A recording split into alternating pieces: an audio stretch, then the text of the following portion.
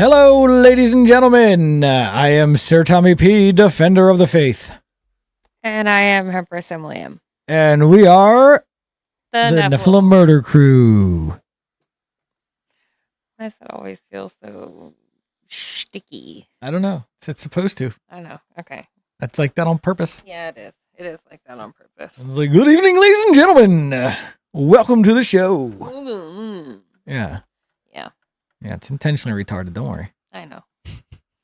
I think that's what the youths call cringe. Sure. Whatever the Utes call it. Yeah. Okay. We'll go with whatever the Utes doing. Happy Wednesday. Happy Wednesday. It's the longest Wednesday. It was a very long Wednesday. This for a week that didn't start until Tuesday. This has been a hell of a week. Yeah, it's been a short week, but today was long. Yeah. Thank goodness this is an Emily show tonight. It is a me show. I don't have a lot of steam. I don't have a lot of gas left in the tank. That's okay. Due to the way society is, it's best you don't have much to contribute on this. Right, yeah. Yeah, no.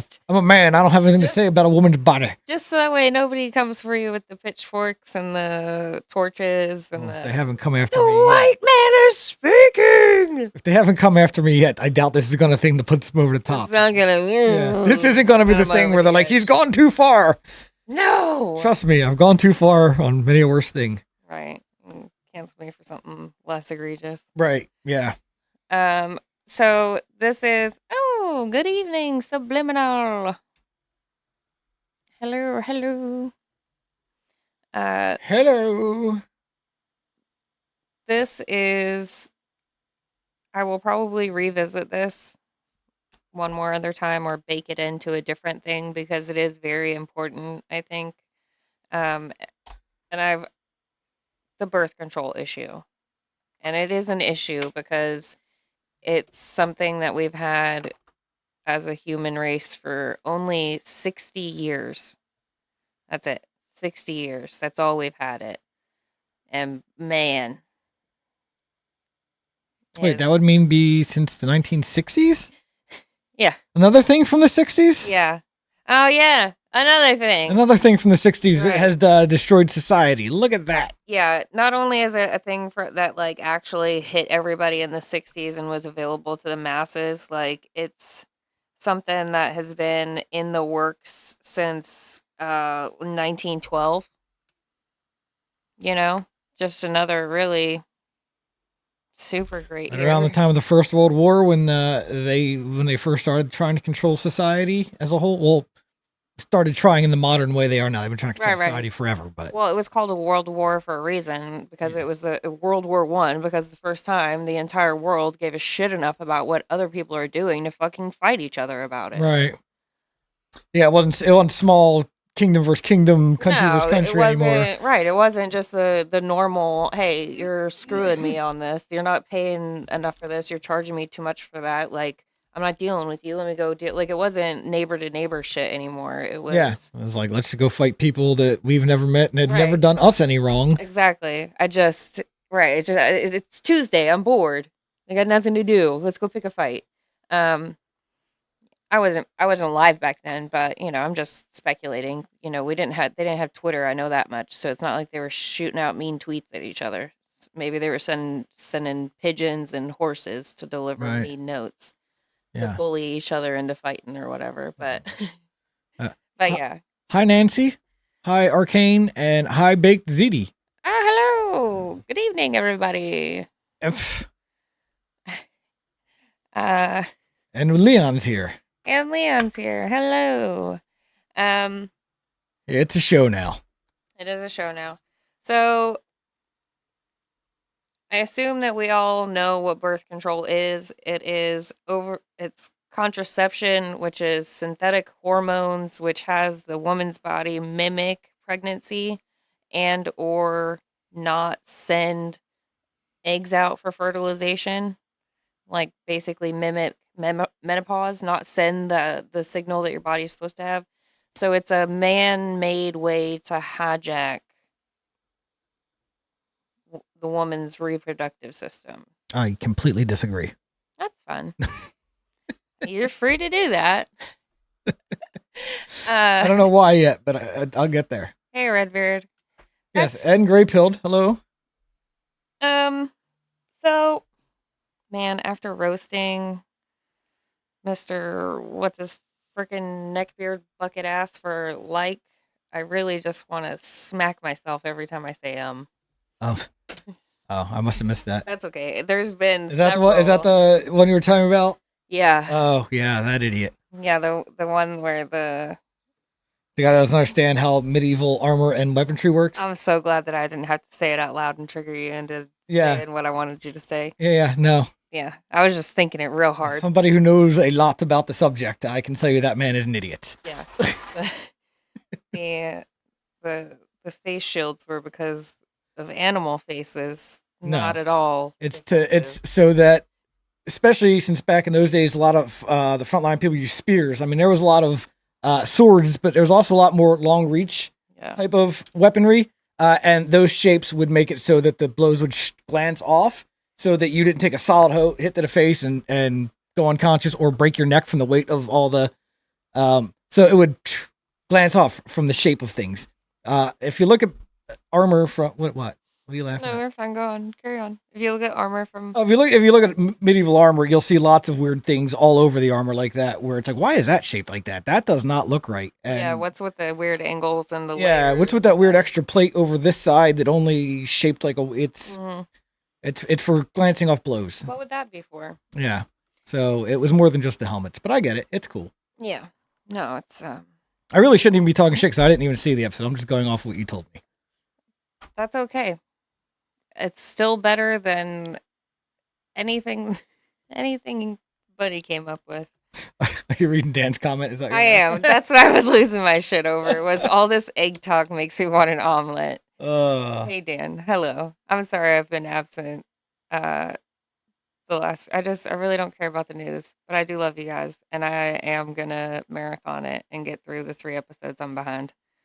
Oh yes, subliminal. This is about the canines in the suits of armor. I guess. Again, I didn't see it, so I don't know what it's about. I just about it. He just had to hear my rant about it. Yes. Yeah. She was telling me about how the suit of armor things. I was like, but this is something I know about. Yeah, I know. Yeah. Yeah. So you purposely triggered me. I did. And now you did it again. I know. All right. I mean, I kind of understand why other people do this to other people. Trigger them? It's a little fun. Yeah. So I do it all the time. Yeah. Yeah. Well, see, but I don't like being on the receiving end of getting worked up.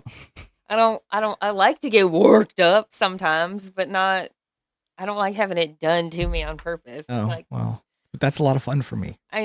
Well, after the fact, once I realize it's happened, I'm like, okay, I can laugh now. My whole life's a joke. After all these years, it took you how long to figure out what was going on? It legitimately was like the first 2 years. It was longer than that. I mean, it was not at all obvious to me. Like, you could tell me, there were several times where I'm like crying and you're like, it really was just a joke. And I'm just like,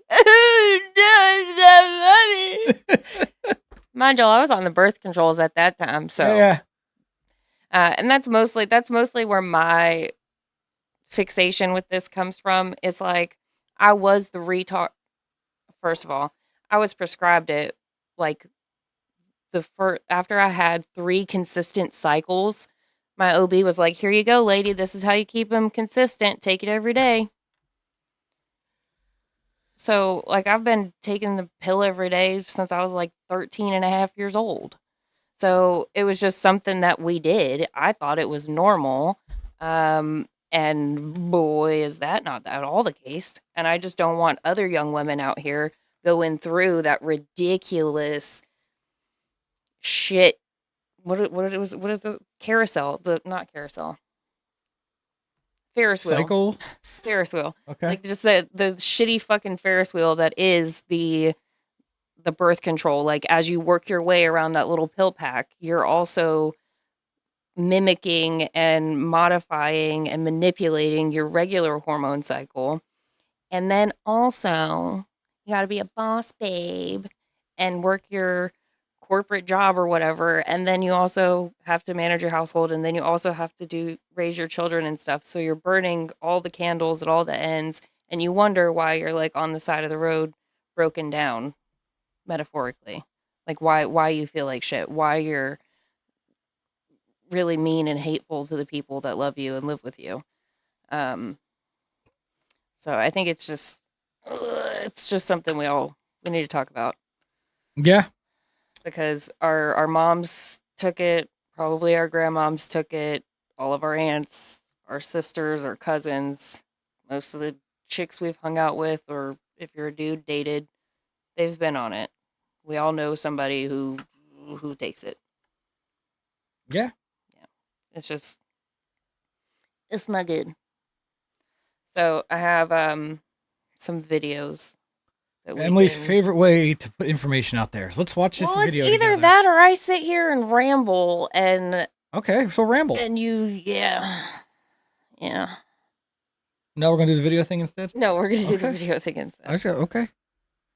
I thought I'd give you a chance. Oh, thanks. Thought you wanted to be a real journalist. My bad. No, not really. No, not really. No, nobody in this room wants to be a journalist. So right here, this one. Rambled eggs. That's a good show title, Dan. Yeah. Rambled eggs. Where's that at? There it is. 30 watching and only 3 likes. Yeah, Mike, good observation. That is what I have just come to the conclusion of the conversion rate is for every 10, there's one person who will do the things. Hit the like button, toss a comment, share it. You don't have to do all 3. Do not have to do all 3. 1 of 3, the conversion rate is like 1 in every 10. And that's fine. I'm cool with that. Yeah, I don't bother to do it on other videos, so why would I expect somebody to do it on mine? And that's how we get to the 1 in 10, because there's people like me. People know that I like your videos because I watch them. I watch them, right? The watch counts as something, right? Yeah, the watch count is the thumbs up, in my opinion. Which I don't even look at how many videos I watch, and we're like, how many viewers does this guy get? Like 10 videos in, it has never it's never changed my decision to watch a video, the view count or the like count. Right, yeah. So, like, that's something that I don't take into consideration. And I understand that, like, people will take this a lot more seriously than us, want the like count because it helps spread their name out there or something. It bumps them up in the algorithm, maybe. I don't care. If you have friends who are trying to be serious about it, do it. That's a little behind the scenes look at how to help your buddies out. Ooh, Nancy, the devil shot. Yeah. Yeah. That one's problematic to say the least. Ladies, if you are over 160 pounds, Depo ain't for you. Depo is not for you. Don't do that. It won't work. And also, you do run a higher risk of having the excess bleeding. Yeah. Okay. And Redbeard says that he has decided they were not putting their daughter on it. Yes, absolutely good. And fun fact, at least my lady doctor, my OBGYN, her and the practice, they do not suggest it for young women. They don't even really see patients until they become sexually active. And if that doesn't happen by the time they're 21, insurance requires that your doctor look at your bits. So, like, at this point, the people that I go to, they're not even interested in it until you're doing the things with your bits or you're 21 years old because your insurance has to know now. Yeah, well, that's how it used to be, too. Like, oh, we think our daughter's sexually active. Let's put her on the pill.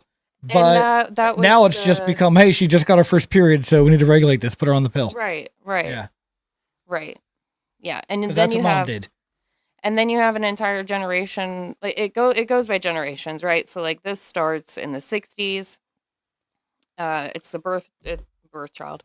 It's the brainchild of Margaret Sanger because she doesn't end up having any kids. Shocker. Right. known eugenicist. The Too. eugenicist doesn't have kids.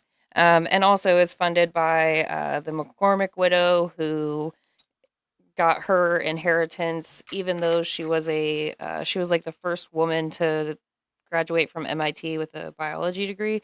She marries the McCormick heir, who is the international harvester heir at the time, and he's diagnosed with schizophrenia.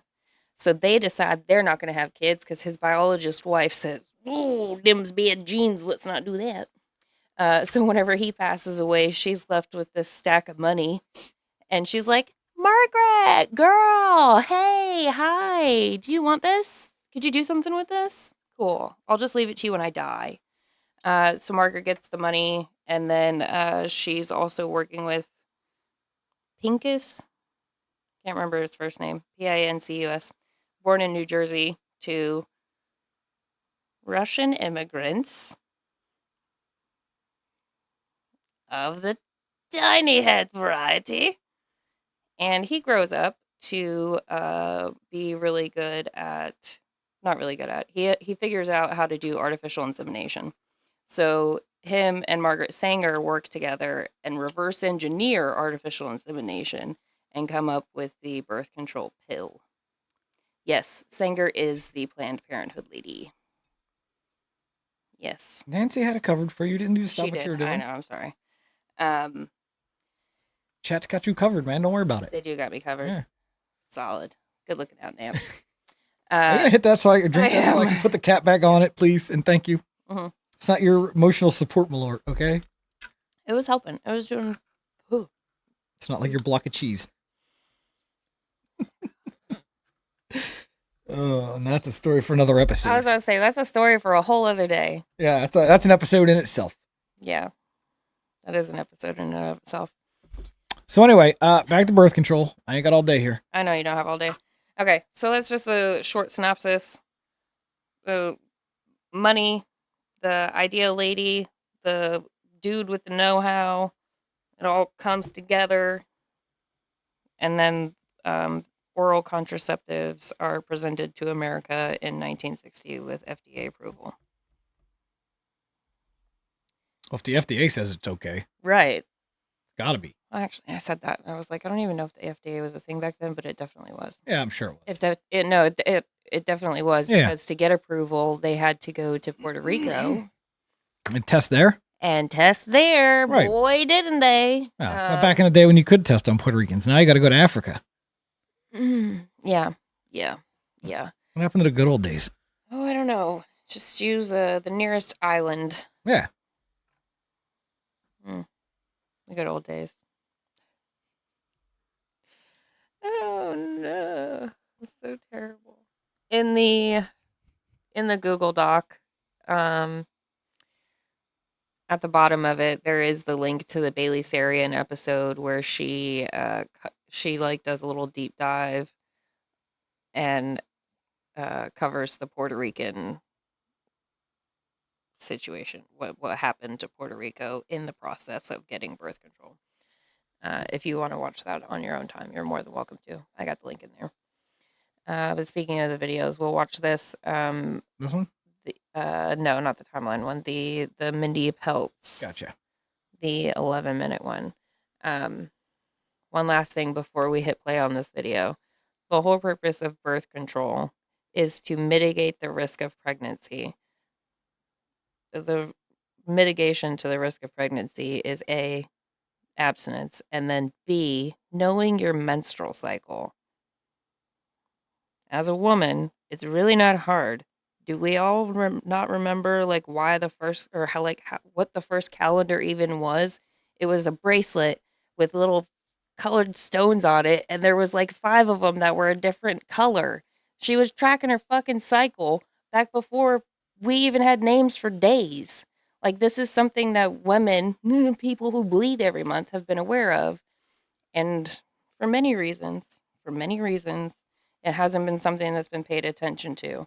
And also, in America, in 2024, I feel like it's all been designed to where we have so many other things to pay attention to that we don't even pay attention to how our own body works. So that's definitely by design. Yeah. That's to keep you distracted with so many other fears and things that you don't even know how your own body works. Right. So that every time something feels weird, you're go to the doctor and pay them money to give me a pill. Where like, it's just normal. It's part of being alive, man. Right. That's just the. Some days you feel great, some days you don't. Some days things hurt, some days it don't. Just the human experience. You don't need a doctor to tell you that shit. Welcome to being a meat sack. I don't know what to tell you. So this is similar to ranger beads? Yeah, similar. They're for tracking distance, kilometers you're traveling. So I guess tracking your months, tracking your distance walked. Yeah. Yeah. Probably. Yeah. It's like a day by day thing, but yeah. So this is Mindy Peltz. This is a clip from her conversation on the Diary of a CEO podcast. Okay. It's 11 minutes. We're probably not going to do the full 11, but if we do, we won't. Then we may, but this person's probably going to know. I can tell just from the first second I saw all of them. I don't know. I kind of hope you like. Okay, well, let's find out. Here we go. At least I hope you don't hate it. Oh, wait. Oops. Let's unmute that. Now let's go back and play. I'm in a relationship and I want to understand. I guess this goes both ways. I want my girlfriend to understand British how Will Smith. hormones are influencing my behavior. Yeah. And I want to know how hormones are Light-skinned influencing Zuby? her behavior. Yeah. What advice have you got for me? Well, the first is, do you know her cycle? Moving on. We're going to talk about sugar again. No, this is too good. So sugar, it's really bad, isn't it? Who's to blame? No, seriously, no. Tell me about your childhood. No, get to know her cycle. I'm gonna give you gold right now. Let me give you gold. Okay. So Unbreakable day rules one of her cycle, masculinity. day 1 to day 10, she's building estrogen. First couple of days of her cycle, just let her be. Like she's transitioning out of the back half of her cycle. She might be having some heavier bleeding. She's moving into that extroverted place. So the first 2 days, give her some space.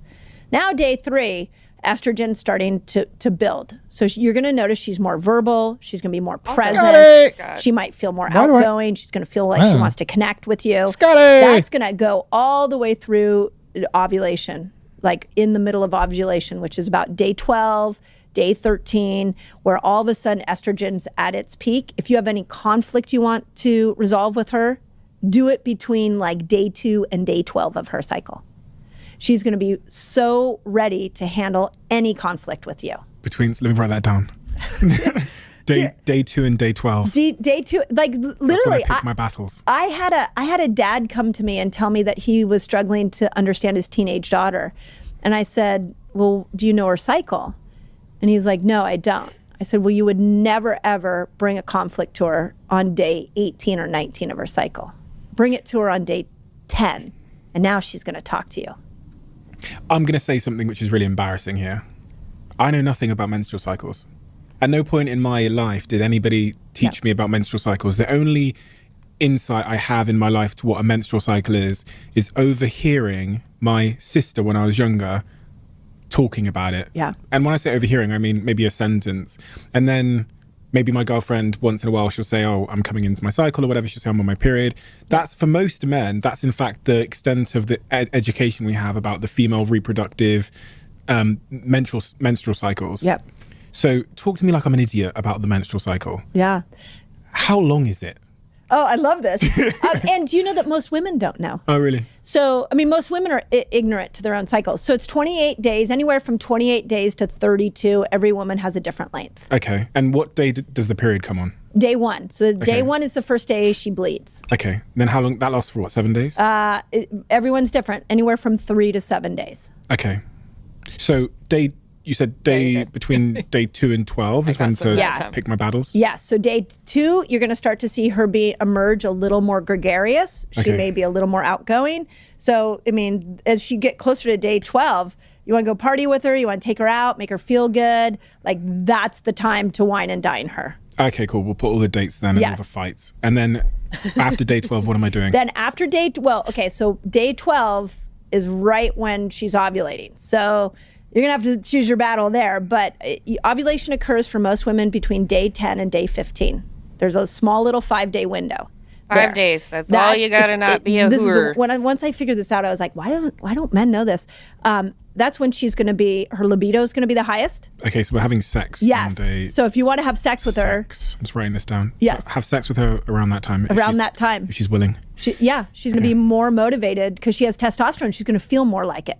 Okay. Then after she finishes ovulating after day 15. Yeah. So then there's going to be a crash of hormones. You might see a change in her personality. She might feel a little low. Go stay in a hotel. But you could ask, I'm like joking. if she's having a bummer day, like or a low day, ask her, do you know what day of your cycle are you on? Be really nice. Be really nice. Really nice. And then here's the gold. Here's gold. This is so good. You're going to have to report back to me how this works. Okay.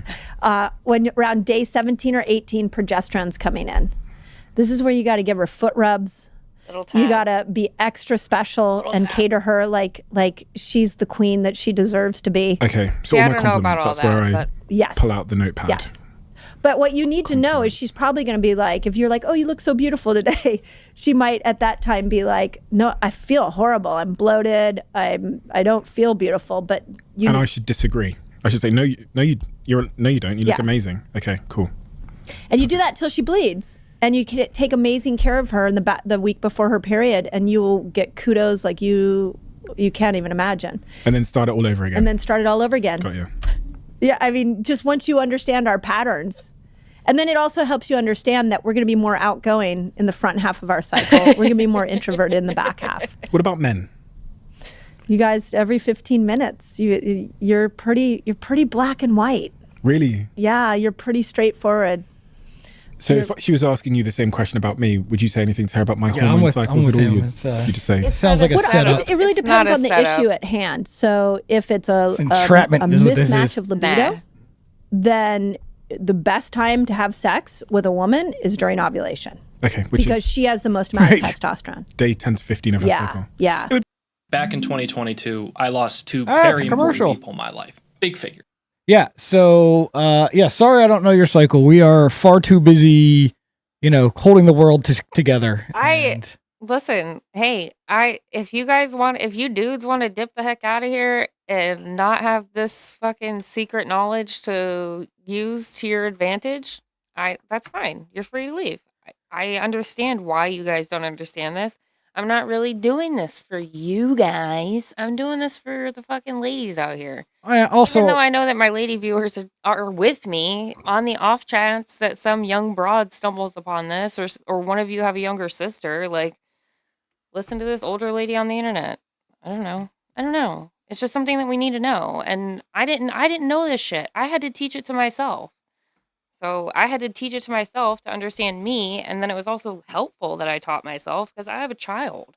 I have an 11-year-old who definitely has started her lady cycle. And like, I started having these conversations with her when she was like 9 years old, because I had a friend of mine whose kid started when she was 9 and they didn't start early enough. They were like, I thought this was the year we'd start talking to her about it. So, but yeah, I'm sure throughout the show there will be plenty of relevant information about how the government has fucked us yet again. Yeah. So that's at least worth sticking around for. Yeah. Well, and I mean, maybe at the end of all of this, not that I think anybody's lingering on this, but like, repeal the 19th. If we can't get them off the birth control, we can't let them vote. We just can't. They're not mentally competent. They're just not. The way that the way that it all works together, it's a losing recipe for all of us. Yeah. The woman as an individual loses and suffers. The people in her life lose and suffer. The company she works for loses and suffers. Well, she shouldn't be working for a company in the first place. Right, I understand that. But you know what I mean? Like, it's just she should be home tracking her cycle. Sure, yes. I mean, if you want to work and track your cycle and you could do it all, sis. Sure. No, you can't. It's gonna suck. Women aren't meant to be in the workplace. Well, and that's the other thing that I can prove. Yeah. Anyway, let's get back to this gentleman. Oh, I'm on mute still. Menstrual cycle chart on the wall at home. I know that sounds a bit strange, but just so I know what's going on inside her body. The first time I discovered this, I started using an app called the Clue app. Yeah. And it shows you in a circle. It kind of shows a little cloud, and then it shows you where PMS clicks in. And it actually has a button that you can share it with people in your life. And I thought, not only does my husband need this, but my staff needs this.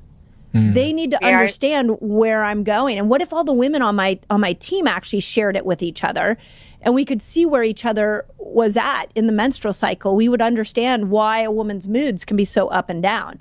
It's really, because of these 3 hormones, our moods are much more volatile than yours. You guys are pretty steady Eddie. This is general. I hate to be sexist in this conversation, but this is hormones and the way they work.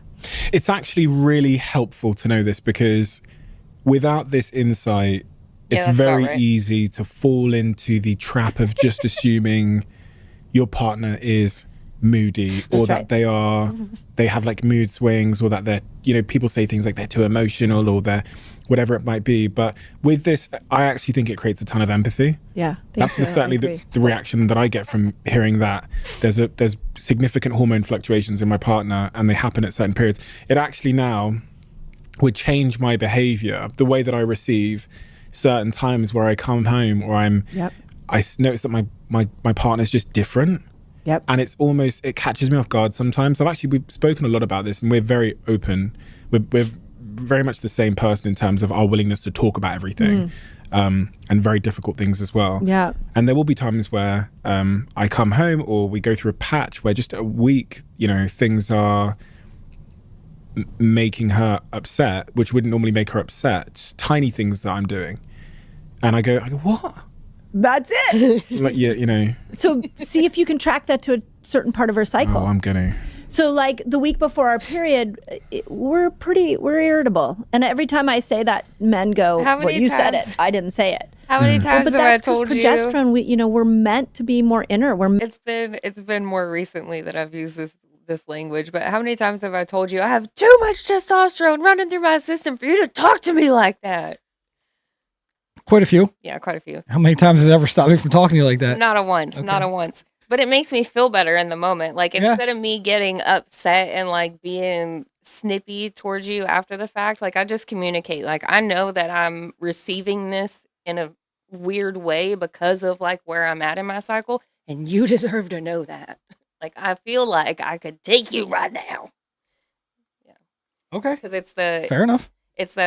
And also that bit where before your period and in the hormonal cycle where you have the more progesterone and you have the more testosterone, that's the time when your wife or your kids or whatever, they have this, it's like almost like mania.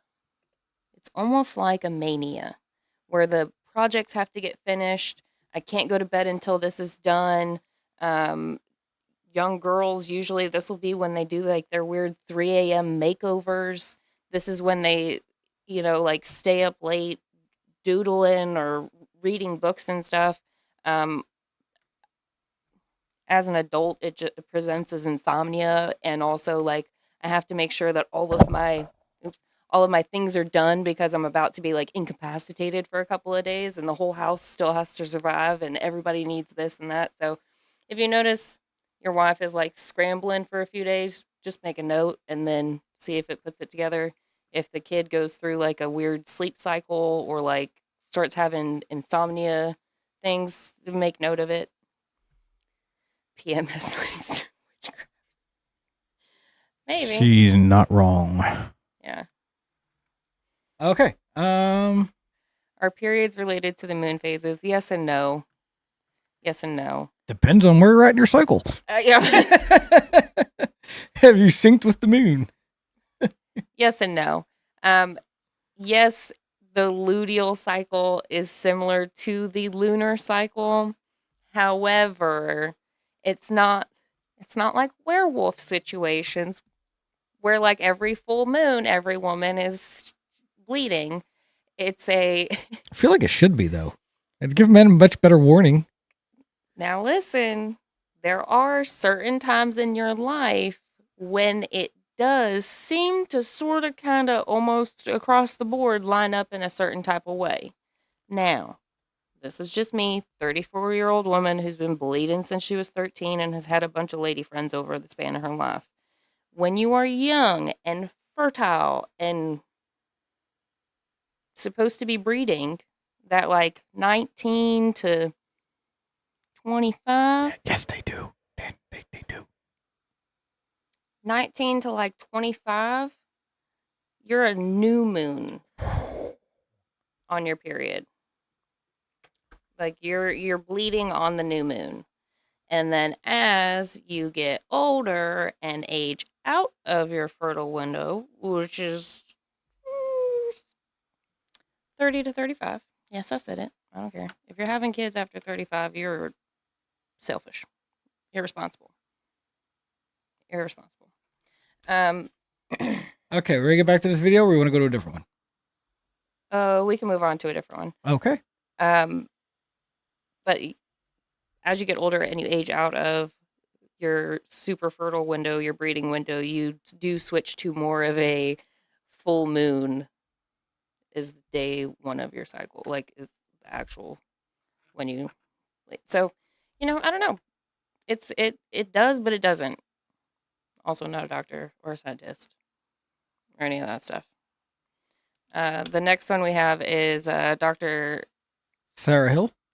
That one? Not necessarily guaranteed, Nancy, but that is the best way to do it. With like a second cousin, almost 100% chance. Almost 100% chance. Okay. Okay. I can't believe I answered. You didn't see. Without any of that, just. I can, actually, if you want to. Like you're still doing an informative topic show here? Like. No. And it wasn't even not like a seriously, like, yeah, that's for sure how that happens. But no, like, I know that you're making a joke, but yeah, that's kind of how that happens. All right. So the next video I had was Dr. Sarah Hill. Oh yeah. Okay. Sorry. Oh my God. Oh, what are you doing? Why did you open up in that tiny little window? What is going on here? Yeah, I don't know. I don't know. Okay. The computer knows we're trying to do something semi-serious. Right. Well, it can't be that serious. You're bringing up a TED Talk. Oh, well, whatever. Can't take any of those people seriously. Okay. Do you want me to pull up a different podcast clip? No, it's fine. I'm listening to these clowns. Okay. All right. So, we don't have to watch all of it. Hit this bottom part to get to the chapters. Nope. This part where it says intro. Go down there. Nothing. I got. Don't criticize. Which chapter do you want? Can you? That first chapter. Don't criticize.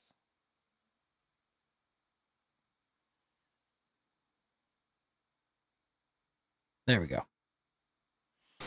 Right now, asking this question is something that feels a little risky to a lot of women. Right? And this is because to ask this question violates two rules of feminism that most of us adopt sort of unconsciously since childhood. Right? And the first of these rules is do not criticize the birth control pill. Right? Women are understandably very protective of the birth control pill. Right? And the reason for this is that it's been absolutely amazing for women.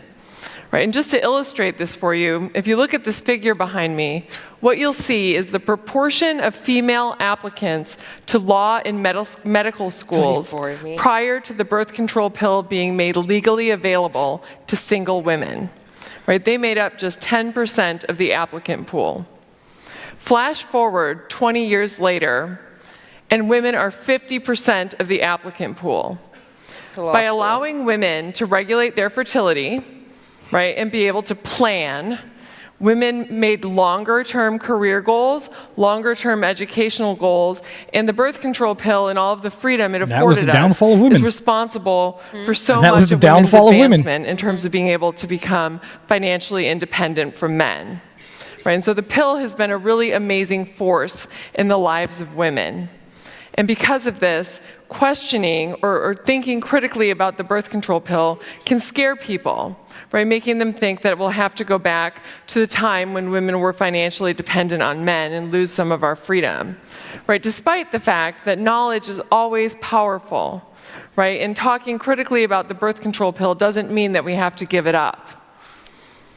Right? The second rule that we get into trouble with when we want to talk critically about the birth control pill in the brain is the rule that tells us we keep going. Oh, keep going. Oops. Yep. Oh, crap. That is not what I wanted to do. That's okay. I think you just hit the back button at all. There was no back button. Oh, here it is. It popped up in this window. There we go. Okay. Just kidding. Just kidding. This thing's, sorry, I'm operating on a very little sleep. Absolutely cannot talk about sex hormone involvement in the brain if you're a woman, right? And the reason for this is that for a very long time, women were treated as overly emotional, less rational versions of men because of our changing sex hormones. Right? There was a lot of sexist rhetoric that said that women shouldn't possibly be able to hold important jobs, right, own land, or vote because our cyclically changing These hormones are all valid points. just made us completely irrational, right, and therefore not somebody who should be in these types of positions, right? But this idea prevents us from being able to have thoughtful discussions about the pill, and they're also totally not backed up in science, right? To start with, women's hormones change cyclically, but they're not unpredictable. They're not capricious or whimsical or fickle. If you tell me a woman's age and you tell me the first day of her last menstrual cycle, I'll be able to predict with an almost alarming amount of precision exactly what her sex hormones are doing at that moment. Right? If she's in the first half of her cycle, we'll find that the sex hormone estrogen is relatively high relative to levels of progesterone. And if it's the second half of the cycle, I can predict that progesterone levels are going to be relatively high relative to levels of estrogen. Right? So even though women's hormones change cyclically, they're not unpredictable and capricious. Men's primary sex hormone, testosterone, on the other hand, is a totally different story. Right? So we know from research that men's levels of testosterone change in response to age, time of day, whether or not he has children, whether or not he's just watched sports, whether or not he's passed weapons, like if you see a gun, that changes testosterone levels, the presence of attractive women, and a whole bunch of other stuff too. Okay, so if anybody's got capricious hormones, it's men, right? So our mood doesn't change with our hormones. Right. That's the the idea that our sex hormones influence our brain shouldn't be problematic, right? Women's hormones change and they influence women's behavior and how women think, feel, and what they do. Men's hormones change, and when they change, they also influence what men think, feel, and do, right? And we have to start having conversations about these things because not doing so is bad for women's health. Right? Because we need to break these rules that have prevented us from having thoughtful conversations about the birth control pill and who it makes women. Right? Because even though women take the birth control pill for a small number of targeted effects, right, it has an impact on women's bodies from head to toe, including the brain. Right? And the way that the birth control pill works is it changes women's levels of sex hormones. And even though we tend to think of our sex hormones as something that happens to us, right, like something that causes puberty and hair growth in places that we don't really want to talk about in polite company, our sex hormones are actually a key part of the signaling machinery that our brain uses to create the experience of being the person that we are. And so when we change women's sex hormones, we're actually changing the version of their brain that they are creating. Right? And there's a growing body of research in psychology and neuroscience that shows this to be true. Right? For example, just thinking about sexual functioning, right, which is something that we all think about a lot. Right? We know from research that women who are on the birth control pill exhibit decreased sexual desire and decreased sexual functioning relative to their naturally cycling counterparts. And the reason for this has everything to do with the hormonal profile that's created by the birth control pill. The hormones that facilitate the sexual response in women and facilitate sexual desire are relatively high levels of estrogen and testosterone and lower levels of progesterone, right? Progesterone actually inhibits women's sexual desire. And the sex hormone profile on the birth control pill is essentially sexual anti-venom. You are correct. Right? Lucas. It's high levels of progesterone, a sexual inhibitor, right? And relatively low levels of estrogen and testosterone. And indeed, there's a lot of research indicating that women tend to have diminished libido on the birth control pill. But it's not just sexual desire, right, and women's desire for sex and their sexual responsiveness that changes in response to the birth control pill, right? It can also influence who women are attracted to, right? And this is also something that's influenced by the levels of sex hormones that are created by the birth control pill. Right, so we know now from decades of research that women's own levels of estrogen predict the amount of testosterone that they prefer in their partners. In other words, the sex hormone estrogen increases women's attunement to cues that have historically been linked to testosterone levels in men. This graph that you're looking at here is showing how women's own levels of estrogen predict testosterone preference. And what you can see from this is that estrogen loves testosterone.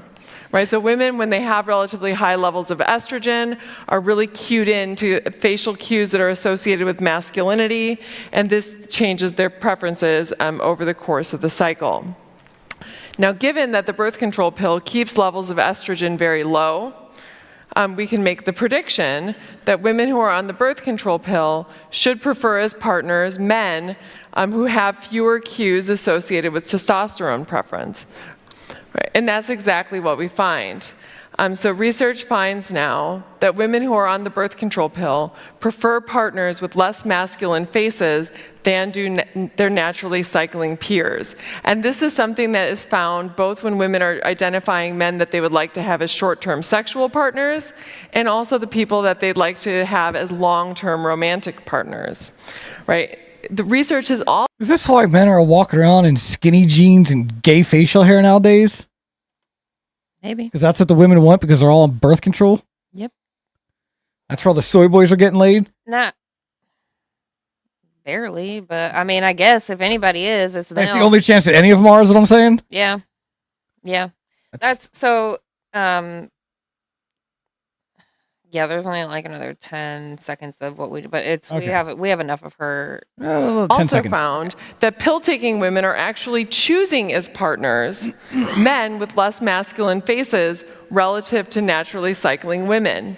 So they've done studies where they've brought in the partners of women who chose their partner, whether they were on or off of the birth control pill, took photographs of their faces, created facial composites, and they were able to actually look at the proportion of testosterone markers on the faces of men. And they found out that the pill-taking women, indeed, were choosing as partners men with fewer testosterone markers in their faces. Right? So the birth control pill might be changing the face of mate preferences. And it's not just sex and sex-related things, right? Sex and mating, it all makes sense that all of that should change in response to the birth control pill when we really think about the idea that it's changing women's sex hormones. But that's just scratching the surface, right? Because our sex hormones also influence the other hormones in our body, including those that are associated with our stress response. So stress is something we all know, right? You know stress, sitting in traffic, giving a TED Talk in front of 1,000 people, right? Being on the business end of a wildebeest. Good? Yeah, we're good on this. We're good on this. Okay, that's that. The only thing she finishes up saying is that all of the other hormones that one of the purposes of the hormones within the body is to mitigate the cortisol response. Women on birth control almost have next to no cortisol response, meaning that they do not actually respond to legitimate fear stimuli on a biological level. That is no good. That is not good. That means that they either store the cortisol and have too much of it, or they just don't produce any of it and have like that numb, apathetic, eat hot chip and lie mentality. Yeah, I would guess honestly that this is why a lot of people get divorced around their 40s. Yeah. Women hit 40 and all of a sudden they want a completely different life because they're on a different. Because they're in a completely different place hormonally. Yes. Yeah. Yes. That is. They feel like they needed to go out and adventure or something thrilling. I don't know, man. It's just I see it. I can see it though. Yeah. Well, and it's a thing. It's at this point, 60 years into this being the format, we can look and see the cycle. Yeah. The cycle. You know, like there's a market amount of people who either meet and she's on birth control, they get engaged, she goes off of the birth control shortly after marriage, and then I fucking can't stand his guts. Yeah, I'm not attracted to him at all. He's annoying. Right, he's like, exactly. And you know, what a pussy. like, and then yeah, and then also like there's those situations happen, and then there's also the ones where they don't even get to the engagement part, whatever. It ends a lot of relationships because you're together on a false pretense to begin with.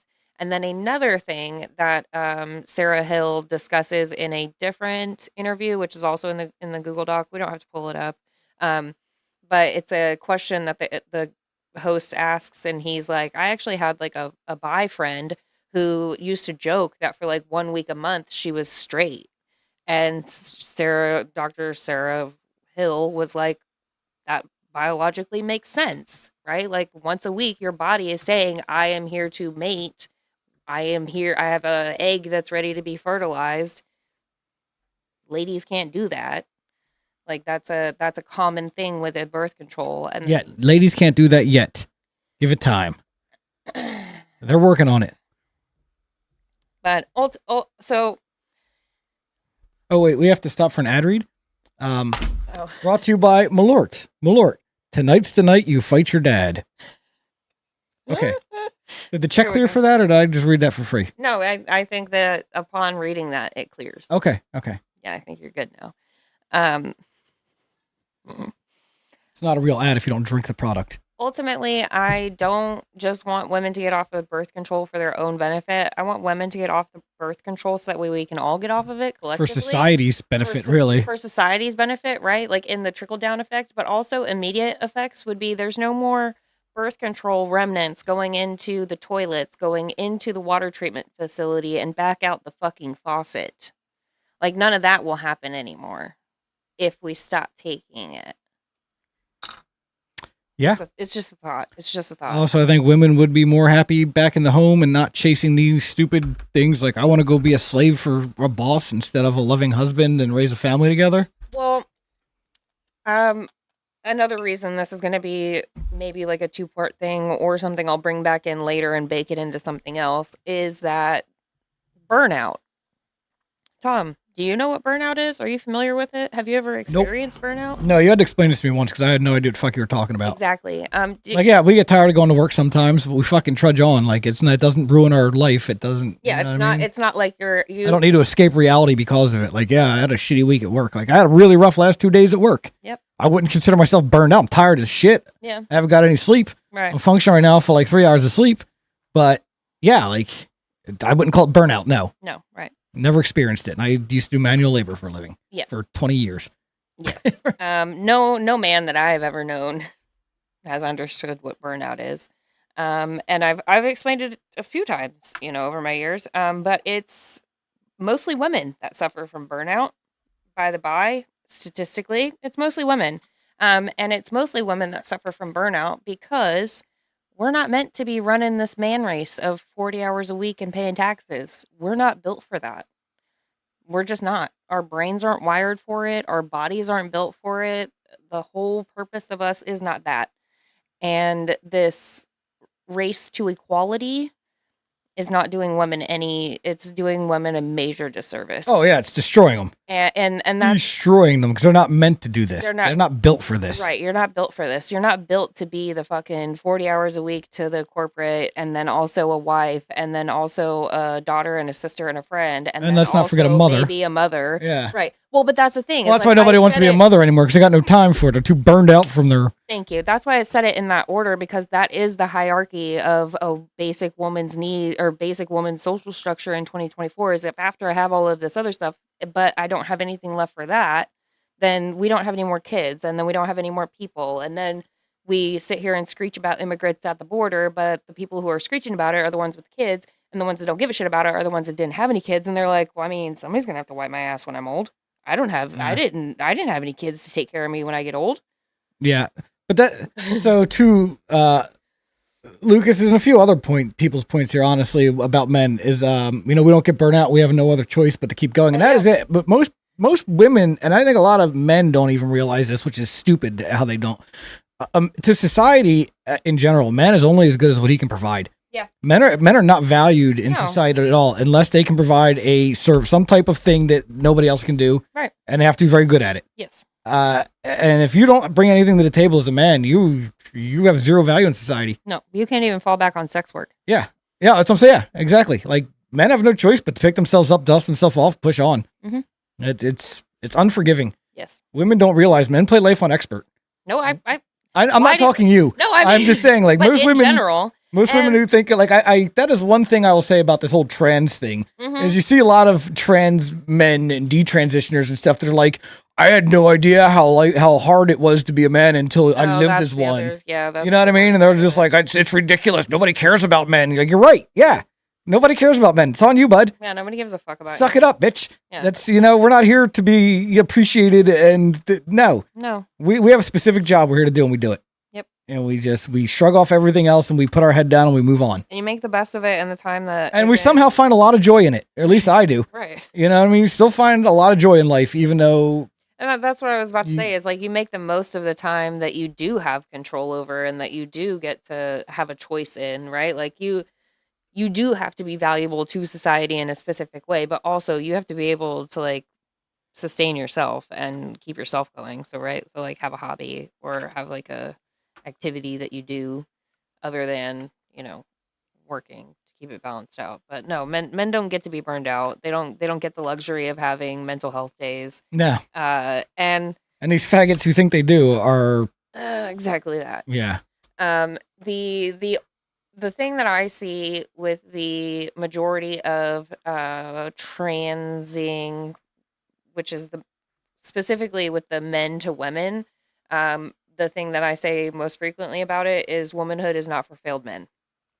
Yeah. It's just not. I'm sorry that you didn't fucking cut it as a dude on Earth in 2024 and your entire existence sucked so bad that you think being a woman would be the better option. That's not it, dude. You don't get to do that. You don't get to do that. Yeah. Just like I don't get to pretend to be a dude. Also, I just want to chime in here about Nancy's comment of a lot of women have to work because their husbands don't make enough money. And that's honestly, that's bullshit. Now, yes, you might not be able to support a family in New York City on your husband who works a $20 an hour job, which is kind of the standard pay nowadays. Yeah. But yes, you can move your family to the Midwest and you can live very nicely off of that money. You might not have a Lexus or a Porsche. Yeah, you're definitely. But like I could support my family in the house we live in right now on a fraction of what I make, on what any average man makes. So it's about choices people make. We don't make enough money to live this certain lifestyle, so my wife has to work. Like, don't live that lifestyle. Yeah. You can live a very fulfilling and decent life in lots of parts of the country on a single income of not, your average person can make $20 an hour, say. And the thing that I came to terms with as an individual, as the get the bag girl that I used to be, a majority of the money that I hustled to make was because I spent it. Was because I just had bad spending habits. I was just financially irresponsible. And my mentality was I'll just make more money. It's okay. I just work more hours and more money comes and it'll be fine. And for me to not work, I just stopped spending money I didn't need to spend. I adjusted behaviors and habits and stuff. And for a majority of Americans, TLC, we've watched TLC. I sent in the clips of Caleb Hammer, that financial audit show that he does, and people submit their finances to the show, say, hey, this is my situation. I'd like to come on and get yelled at for having taquitos and bad financial choices. A majority of people, based on that show, sample size, right? They just don't make good financial decisions. They'd rather spend $65 on a DoorDash order rather than go to the grocery store and get a week and a half, 10 days worth of food for the same $65 because it's a trip to the grocery store and then it's making the food for 10 days. I'll pay the $65 the one time to meet my need. Like, that's just, people have a fucked up mentality. Yeah. Their thought processes are all wrong. So, yes, it is the situation sometimes that women do have to work because their husbands don't make enough. But also, counter devil's advocate on this, if we weren't in the fucking workforce, they'd get paid more. Right. They'd get paid more. They wouldn't have to actually hire, for every 4 men, you have to hire 1 woman. And then you also, for that 1 woman that you hire, every third one of them has to be some fucking special box ticked. And then also those women that you hire, you're going to have to deal with the FMLA claims that come in because she's probably a mom and or she has some sort of weird chronic illness, which almost, I think the recent statistic I saw was 43% of women have a chronic illness. What the fuck is that? What is that? Yeah. Well, so this goes back to the wage gap discussion. Milo Yiannopoulos covered this and beat it till it was well dead. The wage gap doesn't exist. The work gap exists. Women do not put in the amount of effort and hours that men do. We change jobs more frequently and we ask for more time off, and we're also unreliable. We're not as reliable as men are. And that's, I'm not just making this up. Go ask any employer anywhere who has better time and attendance, men or women. Yeah. And also, let me comment to Redbeard, like, yes, if you live in the Northeast or something, then yes, it is expensive. I lived in 2 of the most expensive areas in the country for most of my life, New Jersey and Washington State, Seattle area. 2 of the most expensive areas in the country, if not the world. And in those 2 areas, I worked. Well, you didn't in Washington. When we got together in Washington, you quit your job. It was when, that was only when we were in New Jersey, Jersey, right. And that's just for reasons. Yeah. But, yeah, I understand that, but nothing says you have to live in the Northeast or the West Coast. No. There's nothing preventing people from moving their family to a cheaper area so that they can live that American dream. People should do that. Yes. The country was founded on that. That's exactly. You grow up and you move out and you go move somewhere where you can support your family, whether that's a place with more money or a place with cheaper living. But that's what you did. Yep. The cheapest and whitest state to live in. Definitely Nebraska? Not Maine. Definitely not. No, I think maybe Nebraska or Missouri is pretty cheap and white. Yeah, I just said outside of St. Louis, Missouri is pretty cheap and white. I really love Missouri for that reason. Oklahoma, very cheap and white. Very cheap and white. When we were going to move there, we had an offer that we had put an offer in the house and accepted it of $210,000 for a 2,000 square foot 3-bedroom 2-bath house on 22 acres with a machine shed and a barn. Mm-hmm. Like you can buy, a decent house in a neighborhood for $70,000 in a lot of those areas. Yep. So, and it's pretty damn white in Oklahoma. So there is plenty of places that you can go and support a family on a single income if you're really interested in living that life. Yeah. Nobody's forcing people to stay in expensive areas. No. And for the majority of people, it is my grandparents live here, my parents live here, or I have this really amazing job, or, I really like the whatever. Yes, really, Redbeard. Yeah. Yeah. So, I want to good night. Yep. Yes, Wyoming is based, Nancy, but not cheap. I have no idea why Wyoming is so expensive. I looked in there to moving there. They don't want people there. No, it's super expensive and there's nothing. Yeah.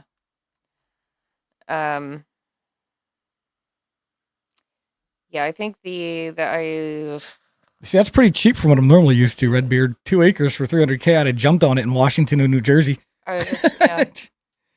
That's like a half a mil or better in either. Well, half a mil or better in New Jersey. That's a couple mil in Washington these days. Right.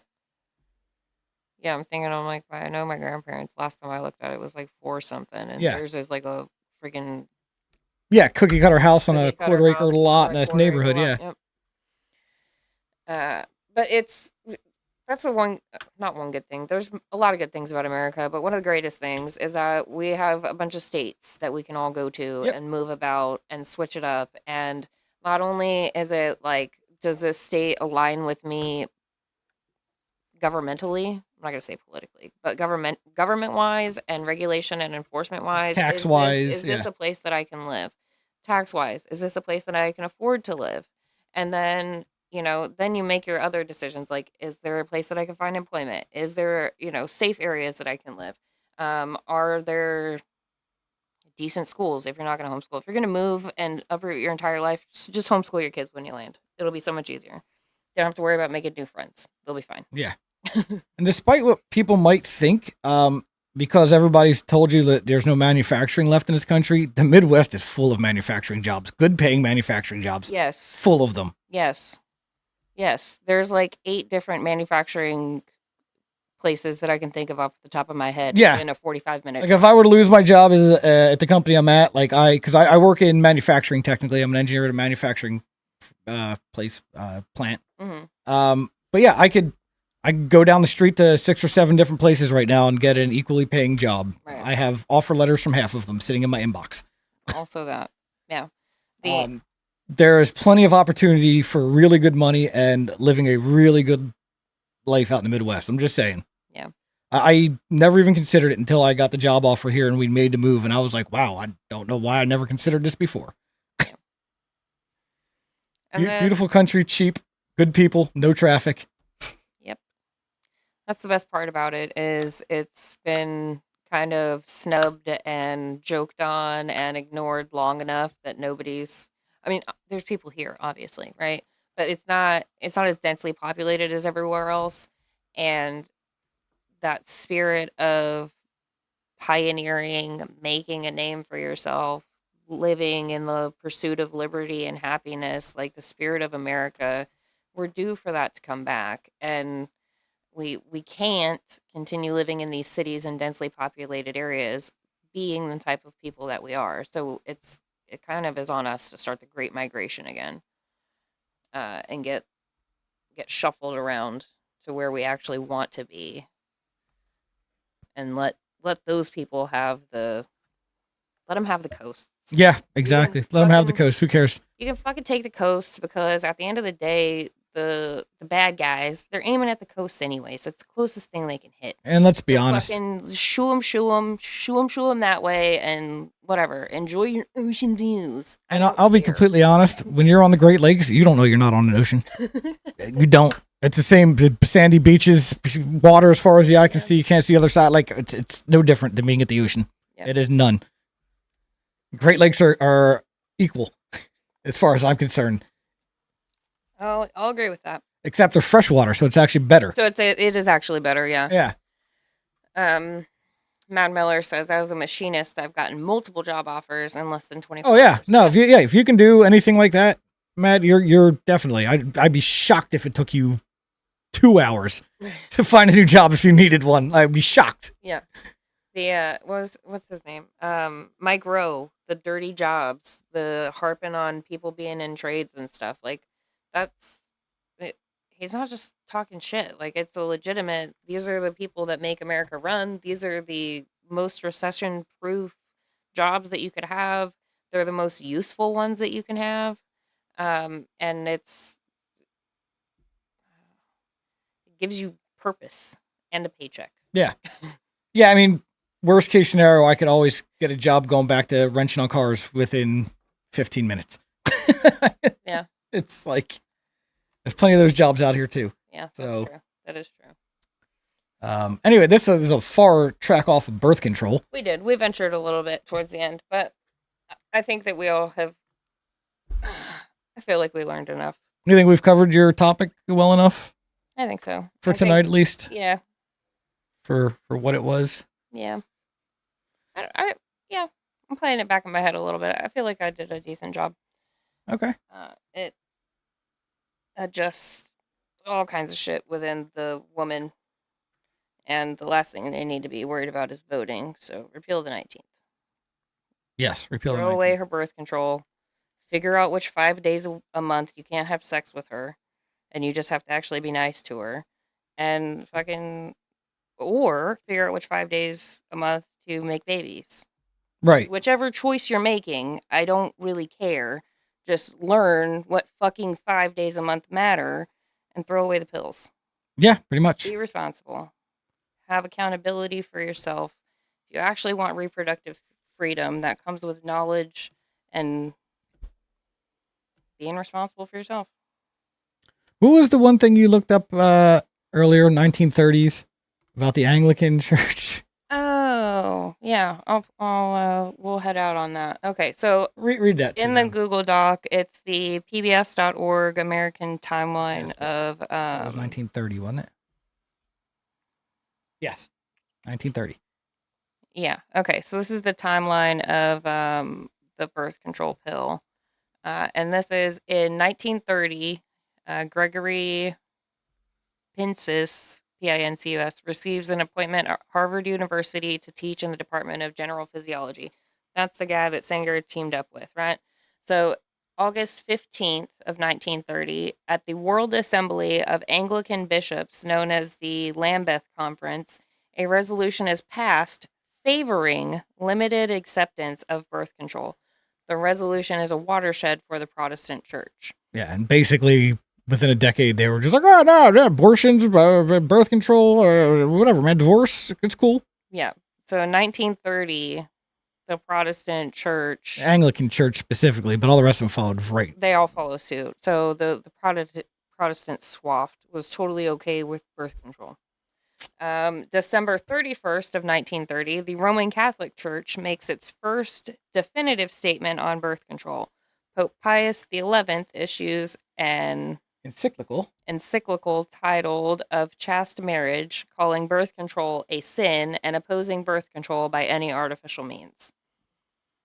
So in 1930, we just had to get that jab in there before we left. Well, and it also works in it's one of the the government definitely uses churches to help usher in a lot of their dumb shit. They can find lots of patsies to play along with it. Thank you. Yep, that was the other part of it. Is for that generation, they said, "Hey, you don't have to bend the knee. Just give us a nod, and then we'll make your kids bend the knee, and then their kids won't even know that this wasn't a thing before. We'll just hand it to your grandkids. Your great grandkids will be handed birth control upon their third regular period. Just say yes to this." Yeah. Yes. So on that black pill. On that black pill.